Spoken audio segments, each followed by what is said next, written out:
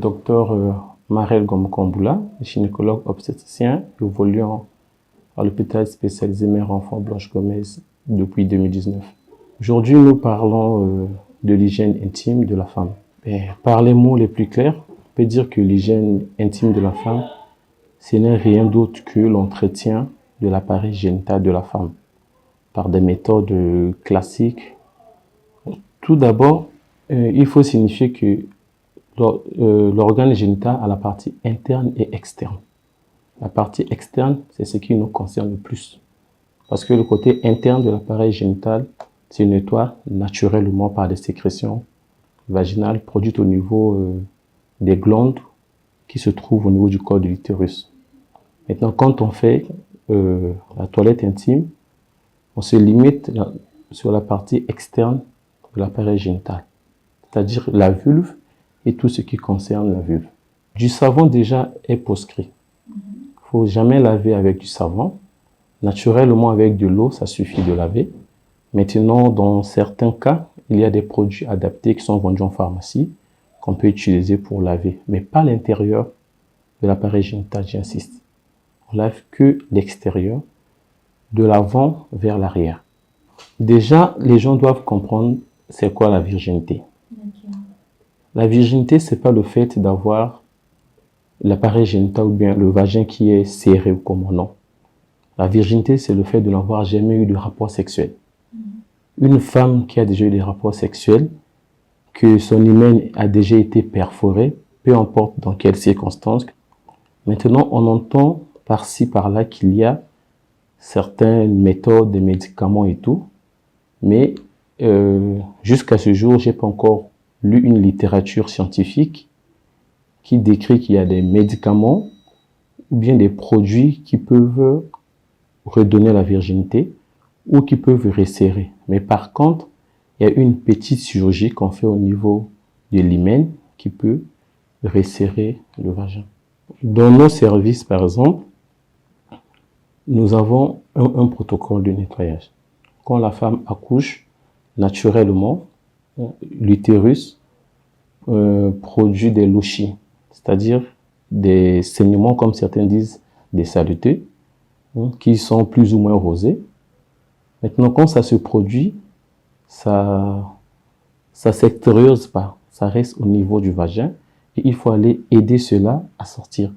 Donc, on utilise des solutions comme par exemple de la bétadine gynécologique, qu'on fait une potion avec de l'eau, qu'on dilue avec de l'eau pour aller nettoyer au moins 2 fois par jour, ça suffit.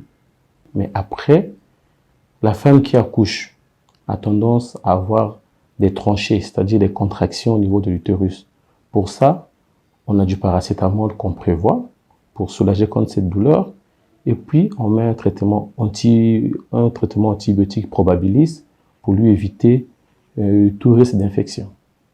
L'hygiène intime pendant les menstrues, c'est la même chose que l'hygiène intime hors menstrues. Sauf que dans ce cas-là, on peut le faire au moins 2 fois par jour, ça suffit. Ou bien, pour des femmes qui sont souvent sujettes à des mycoses, à des infections, on conseille beaucoup plus le nettoyage avec des solutions adaptées vendues en pharmacie. Parce qu'il y a des serviettes bon marché qui sont là et il y a des serviettes qui sont conseillées. Donc, pour une femme qui veut vraiment bien entretenir son corps, il vaut mieux se pencher vers les serviettes qui sont conseillées à la pharmacie que les serviettes bon marché. Après l'activité sexuelle, il est beaucoup plus conseillé d'aller uriner. Et ce conseil-là, c'est pour éviter de contaminer l'appareil urinaire avec les germes. Parce que quand on est en contact avec l'autre partenaire, on ne sait pas ce que lui trimballe avec lui. Donc, vaut mieux aller uriner après les rapports sexuels pour déjà éviter de contaminer l'appareil urinaire.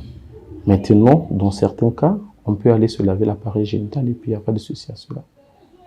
Et le conseil que je peux donner à toutes les femmes concernant l'hygiène intime, c'est de ne pas trop se fier à tout ce qui se dit sur Internet. Il y a des influenceuses telles qu'on appelle actuellement qui proposent plein de produits, plein de mélanges pour entretenir le corps de la femme. Et après, on a des résultats qui sont là, qui ne sont pas satisfaisants. Déjà que quelque part, j'avais lu dans un article une dame qui allait faire le sauna sur ses parties intimes et après, ça l'a brûlé. Et cela est venu au travers de quelque chose qu'elle a suivi sur Internet, elle a pratiqué et puis ça a brûlé ses parties intimes. Donc, la toilette intime se fait avec de l'eau simple, d'abord. Dans certains cas, il y a des produits adaptés. Les produits qui ont un pH 0 sera l'idéal. Il faut éviter d'introduire quoi que ce soit à l'intérieur de l'appareil génital. Ça va détruire la flore naturelle du vagin. Ça va créer des sécheresses et après, ça peut créer des mycoses, des vaginites, des infections. Les femmes qui achètent les sous-vêtements bon marché, je n'ai pas grand-chose à dire cela parce que parfois, c'est pas par envie, mais c'est par obligation des moyens. Sinon, pas assez de moyens, ils ne peuvent rien. Ils ne peuvent pas aller s'acheter un sous-vêtement d'une grande marque dans une boutique qui coûte par exemple 20 000 francs CFA, alors qu'il y en a bon marché à peut-être 500 francs CFA. Donc là, c'est beaucoup plus le problème de moyens qui fait à ce que les femmes se comportent de telle ou telle manière. Et sinon, les sous-vêtements conseillés, peu importe que ça soit bon marché ou bien acheté dans une boutique, ça doit être des sous-vêtements à base du coton. C'est ça ce qui est conseillé pour les femmes. Sachant que ces sous-vêtements ont déjà été portés, n'a-t-il pas d'inconvénient? Bon, jusqu'à ce jour, en tout cas, j'ai pas d'informations là-dessus. Parce que quand ces sous-vêtements-là arrivent, comme par exemple pour des friperies, je pense que les utilisateurs prennent quand même le temps de les nettoyer, voire même les stériliser ou bien les repasser pour éviter toute contamination avec des germes qui viennent de l'extérieur. Donc je pense pas que ça a un danger particulier. Non, non. Au contraire même, parfois, les sous-vêtements qu'on achète directement dans une boutique, sans les laver, si on les porte, on peut être contaminé par les produits chimiques qui sont contenus dans le sous-vêtement. Donc, moi, personnellement, je conseille, même si on achète un nouveau sous-vêtement, il faut d'abord le laver à l'eau, bien le nettoyer, pour éviter tout risque de contamination à des produits chimiques qui ont été utilisés lors de la fabrication de l'habit. De changer le sous-vêtement au moins une fois par jour, mais d'utiliser des protèges slip.